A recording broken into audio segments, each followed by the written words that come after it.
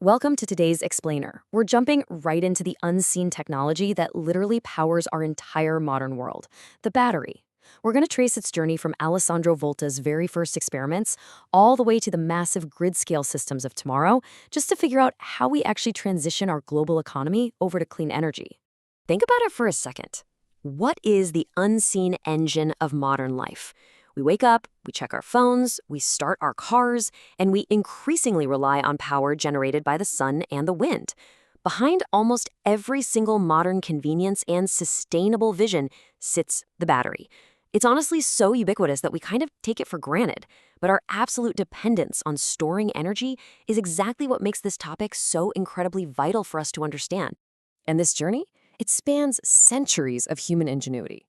We're talking from Volta's 1800 pile to the Daniel cell all the way to Gaston Plante's 1859 lead-acid battery. And get this, that same lead-acid tech is literally what still starts your car today. But the game truly changed in 1991 when Sony commercialized lithium-ion. That was a massive leap. A leap in fast charging, lightweight, and energy-dense tech that was so profound, it actually earned pioneers Stanley Whittingham, John Goodenough, and Akira Yoshino the Nobel Prize in Chemistry. Now, as absolutely brilliant as that lithium-ion revolution was, it brings us to a huge modern roadblock. We call it the grid challenge. See, we are producing massive amounts of cheap, renewable energy, but our traditional power grid was built for centralized fossil fuel plants that can just be turned on and off whenever we need them. The problem is, when the sun sets, solar generation drops off a cliff. Right at the exact moment everyone gets home and turns on their lights and TVs, if we can't store the energy we capture during the day, we simply cannot rely on renewables. So what's the fix? The solution lies in BSS, or Battery Energy Storage Systems. Think of BSS as the critical scaffolding that holds a decentralized power network together. When the wind is just howling at 2 a.m., and literally nobody is using electricity, these massive battery systems soak it all up. Then they discharge it during peak evening hours. They smooth out all those peaks and valleys, acting as the steady heartbeat of our power grid. And the sheer scale of deployment happening right now is just staggering.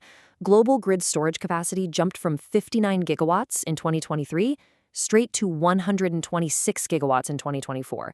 That is a massive doubling in just a single year, driven by a 75% average annual growth rate over the last decade. It's an absolutely incredible adoption rate, and it highlights just how desperately the world needs this technology right now. Which brings us to a massive figure, $150 billion. That is the projected market value for grid-scale electricity storage technologies by the year 2029. And to put that into perspective, it's up from just around $40 billion in 2024. The economics here are shifting rapidly. With investment tax credits cementing standalone energy storage in the US and similar policies rolling out globally, this isn't just an environmental imperative anymore, guys. It is one of the most massive economic shifts of our generation. To really see what that kind of money builds, we can look at the UK's Black Hillock facility, which is currently Europe's largest battery. It features grid-forming capability. Now, what that means is it doesn't just passively follow the grid, it actively sets its own frequency and voltage, totally mimicking the stability of traditional massive fossil fuel generators.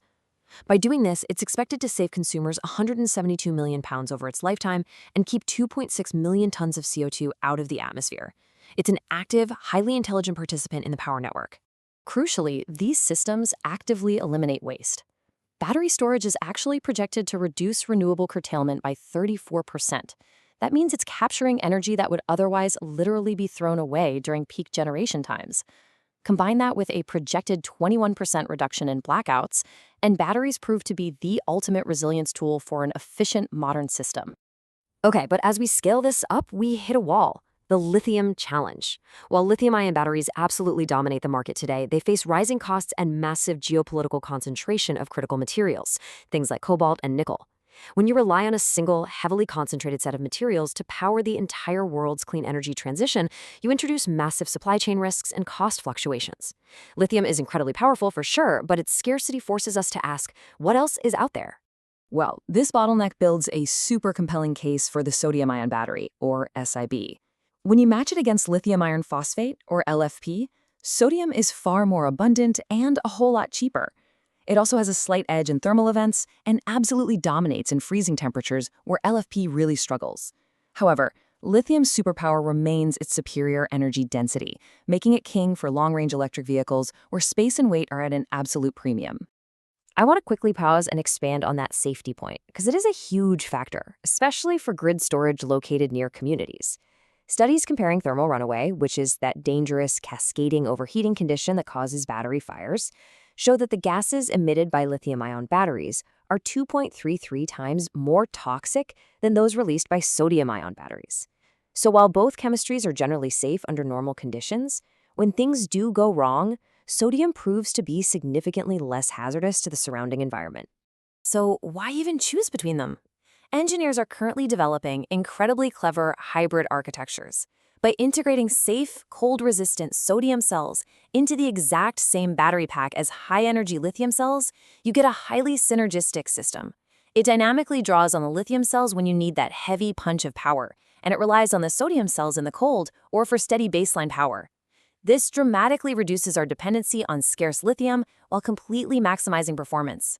It is just brilliant engineering. And man, the innovation certainly doesn't stop there. As we look at the broader frontier of battery research, we have some incredible technologies emerging. Solid-state batteries actually replace the flammable liquid inside the battery with a solid material. This allows for faster charging and completely removes the most dangerous fire risk. We also have lithium-sulfur, which uses plentiful sulfur for massive energy at a super low cost. Those scientists are still working to improve the cycle life on that one. And for the grid, flow batteries and iron-air batteries. These are definitely not for your phone. These are massive installations designed specifically to store energy, not just for a few hours, but for multiple days at a time. The core realization of all this research is that the future will be powered by a mix of advanced lithium-ion, sodium-ion, solid-state, and other emerging chemistries. There won't be a single winner-takes-all battery. Instead, we are building a highly diversified technological ecosystem. You might have a solid-state battery in your fast-charging electric car, a hybrid sodium pack in your home, and massive iron-air batteries stabilizing your local power plant. Every single chemistry has its optimized role.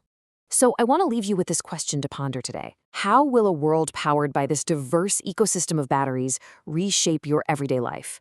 From completely eliminating range anxiety in our cars to entirely decentralizing our power grid so local communities can generate and store their own clean energy, the implications are staggering. We're standing on the edge of an era where our mastery of chemical storage will finalize our transition away from fossil fuels. It is a thrilling future, and I really hope this explainer helped illuminate the incredible science getting us there. Thanks for learning with me today, and keep exploring.